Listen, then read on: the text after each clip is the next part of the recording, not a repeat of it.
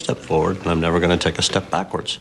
They are trying to balance between change that is important for maintaining a popular base and change which can create a counteraction in the very traditional society that Saudi Arabia still is.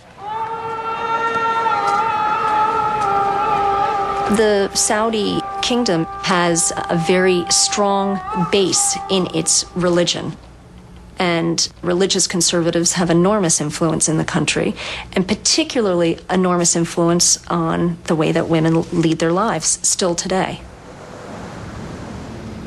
Saudi Arabia looks like a modern society. It has all these kind of trappings and gleamings of modernization. But when it comes to women, when it comes to the family, this is the one area where it will point to and say, look, we might be awash in money, we might have satellite dishes, we might have the internet, but we still keep our families close-knit, and our women are chaste and virginal, and they have not gone the Western way. Because anything Western in those debates about modernization and tradition is considered bad, is considered evil, and in the case of women, considered loose.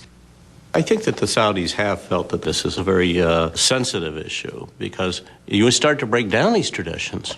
And then suddenly, is it okay for a daughter to defy her father's orders? Or a son? The whole family structure begins to break down.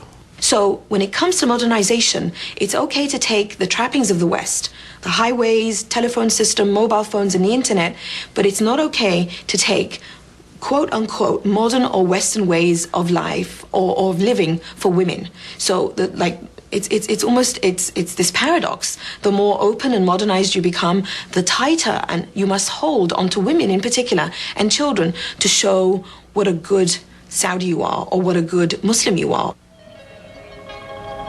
And unfortunately, it's women who often pay. Are you really doing anything about the status of Arab women? One particular woman, but her story is tied up with everything else. Have you heard the true story? I've heard a dozen true stories. I think one of the interesting things about the movie is the recreation of this journalist's search for the truth. And you get different versions of truth. And still today you get different versions of truth about Saudi Arabia. You get one version depending on who, if you speak to one person, and a very different version if you speak to somebody else. The country is going through reform, and it's really making deep changes, according to some. According to others, nothing's changed. It's just simply window dressing. Christopher, can't you see? You've just been taken on a journey through the private center of the Arab world because that princess always remained beside you. It reached into people, this story, in the Arab world, and touched buttons. It's a sort of crucifixion story. It has that same sort of resonance, and that stirred things in people. And that was what the film was about that stirring. Poor child. Poor silly child. She paid for all of them.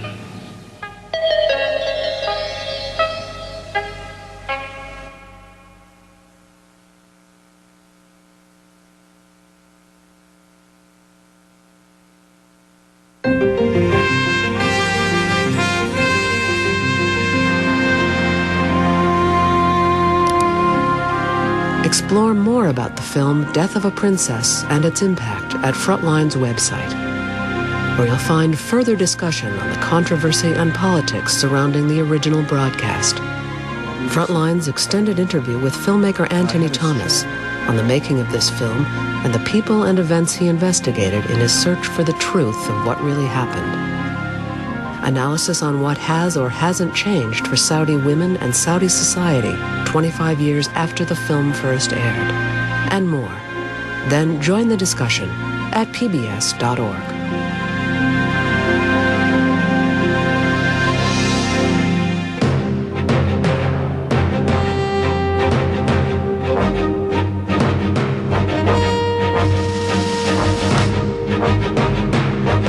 Next time on Frontline,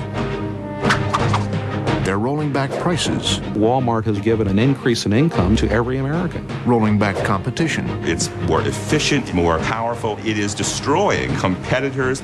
And rolling jobs overseas. Walmart basically tells its suppliers, you need to move to China. Walmart's putting people out of work. That's what it's done. Is Walmart good for America? Next time on Frontline.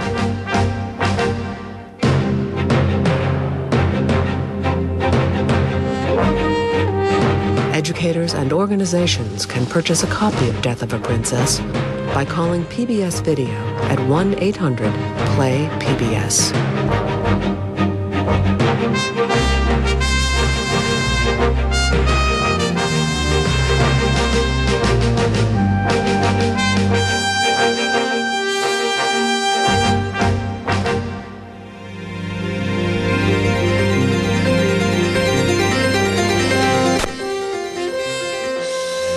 Funding for this program was provided by the Ford Foundation, the German Marshall Fund of the United States, and the Corporation for Public Broadcasting.